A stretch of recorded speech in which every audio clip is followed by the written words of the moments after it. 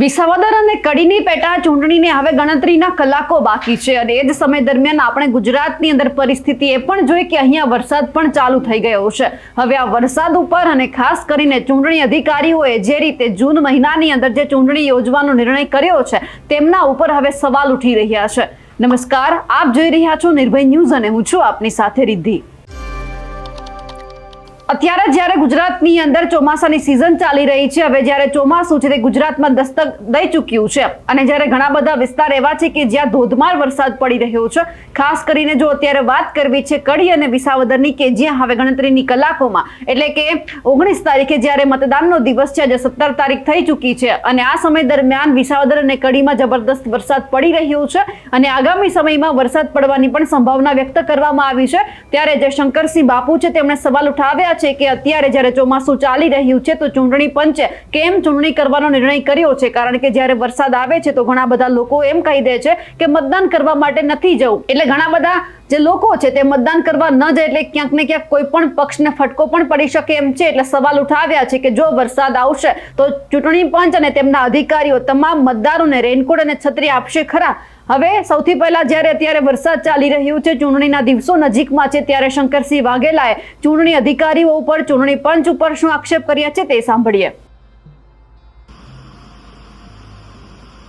ગુજરાતની વિધાનસભાના by elections કડી અને વિસાવદર ઇલેક્શન કમિશને જ્યારે ચૂંટણીની જાહેરાત કરી એ વખતે મેં કીધેલું કે આ ઇલેક્શન કમિશન એ સરકારનો પોપટ હોય એવો વ્યવહાર કરી રહ્યા છે। આજ દિન સુધીમાં ભૂતકાળમાં ક્યારે પશ્ચિમ ભારતમાં 10મી જૂન પછી વરસાદના હિસાબે ઇલેક્શન થઈ શકે નહીં। જમ્મુ કાશ્મીર હોય તો ડિસેમ્બર જાન્યુઆરીમાં ઇલેક્શન ન થાય, આ સિસ્ટમ છે એ પ્રમાણે। કેમ કેરલા હોય તો વહેલો વરસાદ આવે તો અત્યારે ત્યાં ઇલેક્શન ન થાય, તો આ બાય ઇલેક્શન આપીને ઇલેક્શન કમિશને પોતાની પરંપરાનો ભંગ કર્યો છે। અત્યારે ગુજરાતમાં વિસાવદરમાં ધોધમાર વરસાદ છે, અત્યારે હું કડીમાં છું, ધોધમાર વરસાદ છે। આગાહી પ્રમાણે 19 તારીખ સુધીમાં બંને ઠેકાણે પૂરો વરસાદ પડવાનો છે। એવા ઠેકાણે ઇલેક્શન કમિશન શું જવાબ આપશે?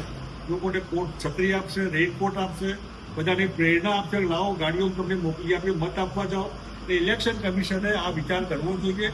સરકારની એટલી ચાપલુસી નહીં કરવી જોઈએ કે સરકાર કેમ કરો, તમે તમારી પરંપરા પ્રમાણે આ બરાબર નથી કર્યું। લોકોના મતના અધિકાર ઉપર ઇલેક્શન કમિશને પોતે તરફ પાડે। ઇલેક્શન કમિશને ભવિષ્યમાં આવો વિચાર કરવો જોઈએ। અને હજી પણ તમને એવું લાગતું હોય કે 80-90% વરસાદ પડવાનો હોય, મતદાન જ ન થવાનું હોય, તો એનો જવાબ શું તમે ઇલેક્શન બંધ રાખશો, મોકૂફ રાખશો? પ્રજાને સમજાવો કે તમે આ શું કરી રહ્યા છો। અમારા મતના અધિકાર ઉપર તરફ પાડવાનો ઇલેક્શન કમિશનનો કોઈ હક નથી। ભવિષ્યમાં આવું ન થાય એની ચિંતા ઇલેક્શન કમિશન કરે। નાગરિકો પણ અને પોલિટિકલ પાર્ટીઓ પણ વિચાર કરે કે તમે કેમ બોલતા નથી કે આ ખોટી રીતે ઇલેક્શન આપી રહ્યા છે।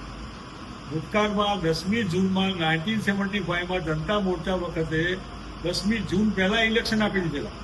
આ વખતે જ્યાં ઇલેક્શન આવી ગયું છે બહુ ખરાબ રીતે, ખરાબ વાતાવરણમાં લોકોના મતના અધિકારોનું તરફ હોય એવું આપણને લાગી રહ્યું। વિચારજો। શંકરસિંહ વાઘેલાએ જે રીતે આક્ષેપો કર્યા છે, એમણે જે કહી દીધું છે કે ભાજપ જેટલું કહે છે એટલું જ આ તમામ લોકો કરે છે, તેમના ઉપર આપનું શું માનવું છે કમેન્ટ કરીને ચોક્કસથી જણાવજો।